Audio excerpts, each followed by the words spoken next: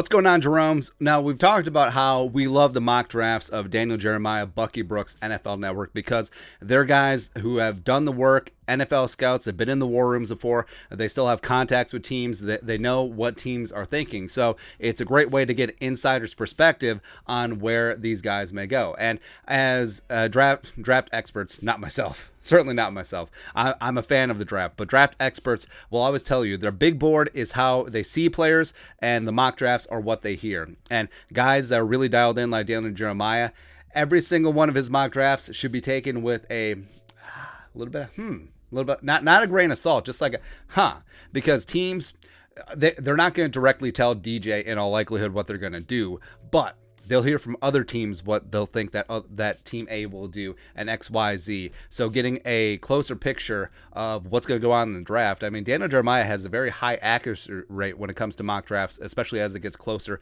to the draft. And he released his mock draft 1.0 a couple weeks ago. 2.0 is out now, and there's some changes. And some pretty seismic changes. So probably what happened is he put 1.0 out there. He heard from his contacts, and then all of a sudden, some guy's magnets moved. Oh, what's going on? So there are a couple of surprising picks in this one where DJ is in this mock draft. He's got some players that are higher than you've ever seen, like around the consensus of the draft community. So let's dive on in.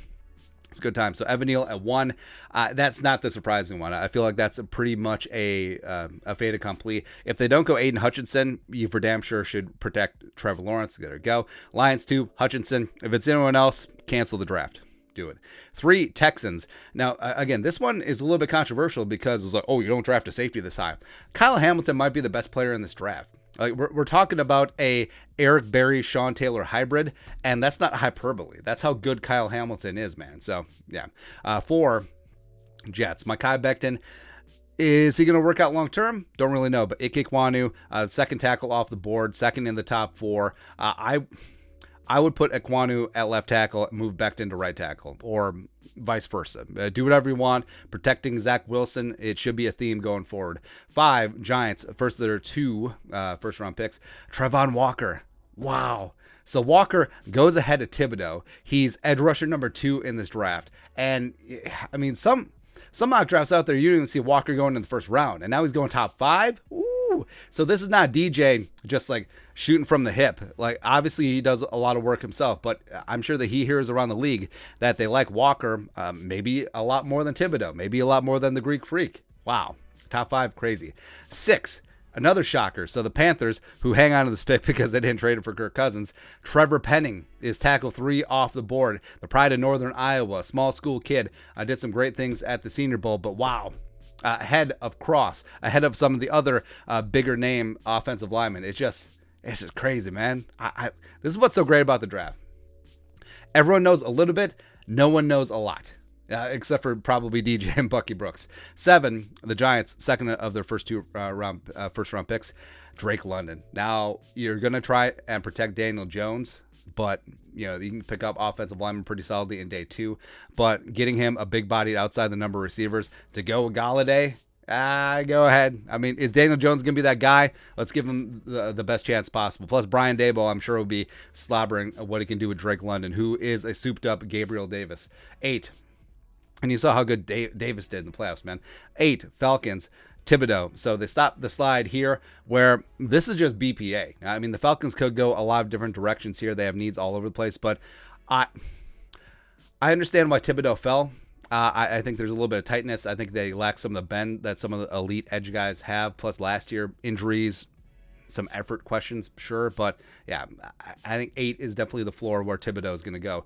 9, Jermaine Johnson. Yeah, speaking of Senior Bowl dudes who certainly helped themselves, so there's a couple more on this list. But the Broncos 9, where maybe they don't trade for Aaron, maybe they don't trade for anyone, but they maintain this pick, they pass on the quarterbacks, and they get a guy who can get the quarterback. So you have Jermaine Johnson coming on in with the new defense, Nathaniel Hackett as the new head coach, and Von Miller you traded last offseason. So, yeah, get after it, man. 10, So in DJ's mock draft 1.0, the Vikings took Stingley at 12. Sauce was long gone, but Sauce now is at 10 with the Jets. Of course, Rob Salah wants to get it going on defense. So the Jets, they take care of Zach Wilson with their first pick, and then they take care of Rob Salah in the second one. Sauce Gardner, I think he's gonna be a true blue alpha dog cornerback 1. And I like Sauce, I like McDuffie, I like Stingley. I think it's sort of a 1A, 1B, 1C sort of situation here. 11, the Commanders surprisingly don't go quarterback here. So maybe DJ is hearing that Washington may be out on quarterback, which would be a bit surprising, but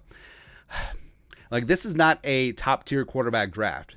And it wouldn't shock me if there's not a quarterback in the top 10. It wouldn't shock me if there's not one in the top 15. But watch, 3 or 4 will still go in the first round, even though, maybe some of them have top 20 grades out here, but who knows?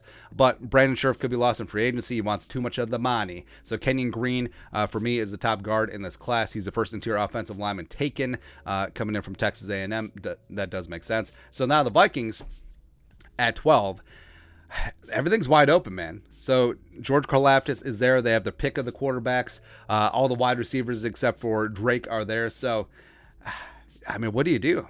Sauce is gone. Stingley's there, but Trent McDuffie is my guy. Like, he's really grown on me, and the more that I watch some film and scratch this kid's lotto ticket, he's phenomenal. He can be press man, he can travel, he's great in zone, he's a willing tackler, and we've compared him. We said that he's a 5'11" Antoine Winfield Jr., and I'm not concerned about length because he is super glue, and he's just a great teammate and a guy who's just going to get after it. So I would have no issues at all. Trent McDuffie at 12. Let's get it out, man. 13. So the Browns take the Greek Freak, him and Myles Garrett. Yeah.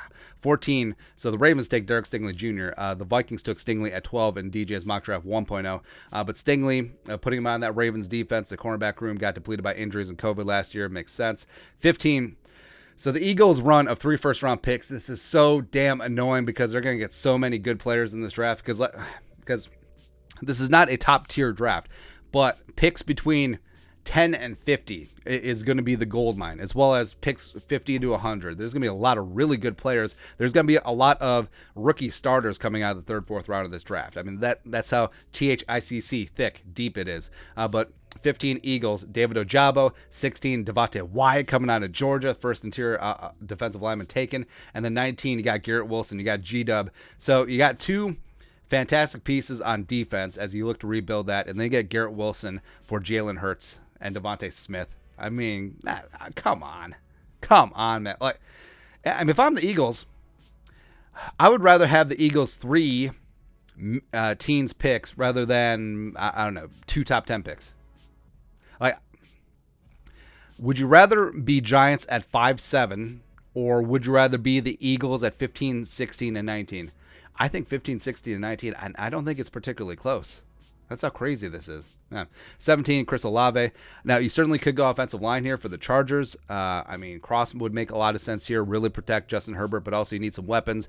Mike Williams is a free agent. Keenan Allen isn't getting any younger. I do like Josh Palmer. That's my guy. Last year, he was a draft crush coming out of Tennessee. He did some good things as a rookie, but Olave is speed for days, and you're going to need speed to have keep up in the track meets in the AFC West.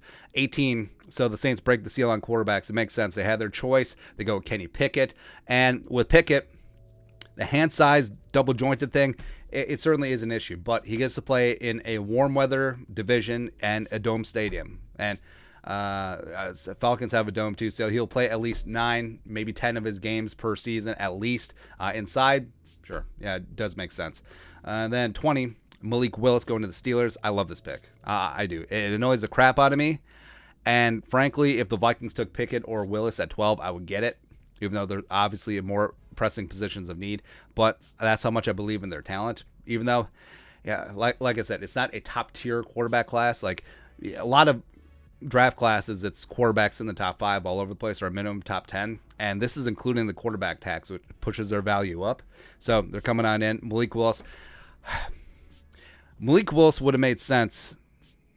Well, so if Malik Willis declared last year or was in last year's draft class, right? Same player he is now. If he was able to sit behind Big Ben for a year, this would have been a better situation, but it is what it is. They're going to throw him out there. Go ahead.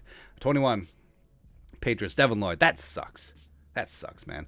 22. I love Devin Lloyd. He's going to be a phenomenal Patriot. Like Jamie Collins 2.0, like a souped up Jamie Collins. Yeah. 22, the Raiders, Charles Cross, getting some offensive line help for Derek Carr. 23, Cardinals, Kyler Gordon, the other Washington cornerback. So Gordon and McDuffie are really rising up the board, man. So I think that both of them should be top 5, top 6 cornerbacks. While McDuffie's top 3, Gordon could say top 6-ish adjacent. Cowboys at 24, Nakobe Dean. So Van Resch is gone. And Dean and Parsons are going to be just a dynamic duo where Micah Parsons. So if you're going to have a Lawrence Taylor and Micah Parsons, you need a Carl Banks in Nakobe Dean. You need someone who's going to mind the middle of the field, and Harry Carson too. Someone who's going to just mind the storefront while Micah Parsons does LT things and sort of freelances. Nakobe Dean is that guy. He'll quickly become a team captain. He'll call the plays. He'll be a great leader in that Cowboys defense. Dan Quinn will do really awesome things with him. 25, the Bills. Oh, baby. So you saw what Josh Allen can do with a big-bodied receiver in Gabe Davis. Now you add Treylon Burks to that mix. Come on, man. And then you got Diggs underneath. It's fantastic. 26, Tennessee Titans. Now, you could certainly make a case for them going quarterback here. I mean, maybe a little Carson Strong action, maybe a little Sam Howell, maybe even Desmond Ridder. But Tyler Linderbaum, yeah, they stopped his draft day slide where I think that he has the talent to go in the teens. I would not be upset if the Vikings just took him at 12. But Titans moving on from Ben Jones, a little bit older, makes sense. 27, the Bucks. If they don't get quarterback free agency or a trade, this should be a quarterback. But Jameson Williams, they can redshirt him. They're going to lose Godwin. They still got Evans. They don't have Antonio Brown, but Jameson will be worth the wait. 28. Oh, speaking of guys who helped themselves at the Senior Bowl, Boya Mafe, the former Gopher. The Packers just have something about Gopher linebackers. I don't know what it is, but they're probably going to have to cut Zadarius and Preston Smith. So you have Rashawn Gary, you got Boya Mafe getting after it. Sure. 29, Dolphins taking Tyler Smith out of Tulsa. Another really solid offensive tackle. This is a very deep offensive tackle draft, and the Dolphins just trying to protect Tua. 30, Chiefs, Dax Hill, Michigan safety, second safety taken off the board, where they're probably going to lose Honey Badger. So they need to put resources into the back end of that secondary. 31, Bernard Raymond. So DJ says he had an up and down Senior Bowl week. I think that he had a lot more ups than downs. I think that potential certainly is there. I think that he'll do great plugging in a right tackle for the Bengals, maybe even play a little bit of guard, depending on what they do up front. But yeah, just pour resources into protecting Jumpin' Joe Burrow. And then 32, Jordan Davis, where the Lions certainly could go quarterback here. I mean, Desmond Ridder at 32, Carson Strong at 32 would make sense, but Jordan Davis, adding him to the mix where you have my guy, Aleem McNeil from NC State, the 4th-round pick, as well as Levi Wuzariki from Washington, that is a hell of a tenacious defensive interior line, man, and that's annoying as hell because screw the Lions. I like the Lions. Well, I know we're in the division, we're supposed to be rivals, but I actually don't mind the Lions. So that's whatever. But yeah, the Vikings taking McDuffie at 12. He's my guy. And again, the most frustrating thing is that there is so much damn talent that's going to go afterwards. Like I said, it's not hyperbole. The Giants at 5 and 7. I would rather have the Eagles 3 picks. 15, 16, 19. It's crazy, man. But that's why the draft is fun. And like we said about DJ, obviously he's very well connected. Obviously he hears very unique things. That's why his mock drafts are sometimes go against consensus for whatever that is worth. But yeah, definitely makes you go, definitely perk your ears up a little bit. Maybe we're overlooking and overthinking some of these guys, but the league isn't, because every single year it only takes a couple of picks, and then someone will be drafted where the draft community will be like, I had a 2nd round grade on him and he went 7, please. Hey, teams think differently. 32 different people make the decisions. It's not us. What can you do? But let us know your thoughts on our thoughts, on DJ's thoughts. I'll take a look at his mock draft 2.0. Subscribe for daily Vikings takes. Want to support the work? Put a little something in the Venmo. But until next time, Skull, production value.